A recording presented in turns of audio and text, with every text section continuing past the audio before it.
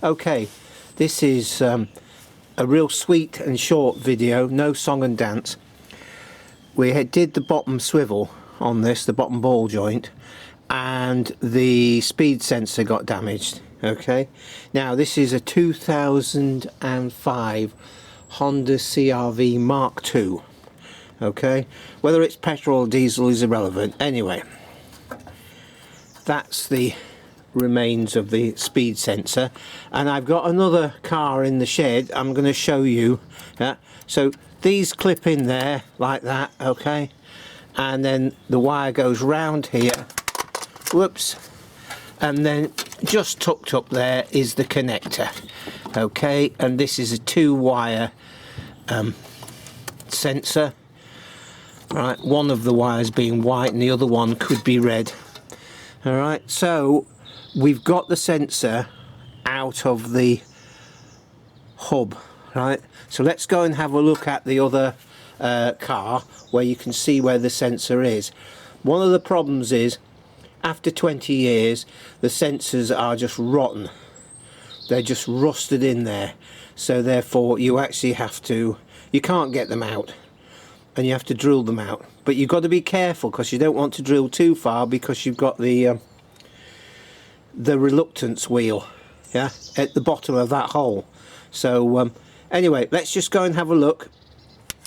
There, I think you can see the reluctance wheel down the bottom of the hole. Yeah, so you don't want to go drilling into that because I believe that's a magnetic strip. Might be wrong, could just have a notch in it, but I think it's a magnetic strip. So don't go running your drill into that. So that's where your McPherson strut is, yeah, and the spring and the shock absorber and everything. And I've loosened this bolt off.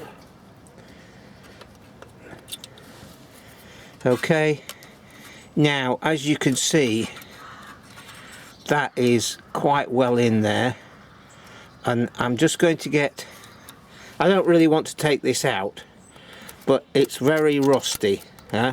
So you'd be struggling to get that out. So effectively, lever away, if it breaks, it breaks. Okay, and that is a 10mm bolt. Alright, so you can see it might come out, it might not, but I've got a new one for the other car, so I'm just showing you what the crack is there. Yeah, you've got this plastic piece here, and that's the only thing you can lever against. And then I ask you, this is purely an information video, so therefore I ask you to make a comment please, and definitely make a like, right, just so that I'm doing it for everybody, so a bit of reciprocation helps. Right, let's crack on. So just out of curiosity and a sense that I always do that piece there, which is fatter than all the rest, I'm just going to put a little bit of grease on there, just for the next man, which hopefully is not me, and they never will need to be changed again, but you never know. So that's bigger diameter, so grease it up a little bit and drop it down in the hole,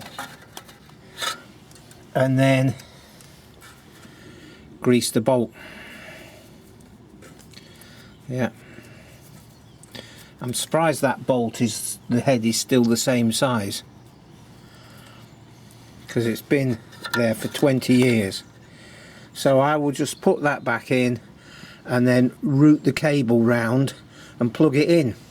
So just a point on these little support blocks here, there's a barb there and there, so from the back you have to squeeze it and push it out within the pair of needle nose pliers.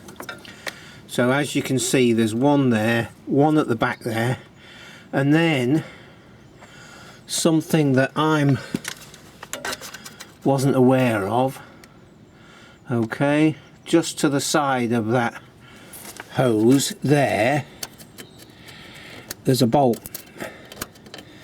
Okay, and that holds a bracket which is totally rotten away, but it is on the new cable, and I'll just try and show you it now. There's the bracket. So we need to get that bolt out. Okay, now if you're well in advance of yourself, you could have soaked that with diesel or something like that and penetrant for a week beforehand. But to try and get that bolt out now, you want a hex socket, not a bi-hex.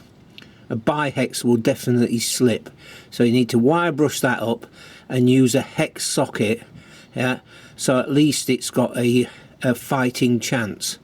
So I'm going to wire brush that up and try and undo that, but if I can't undo it, I'm going to soak it for a week.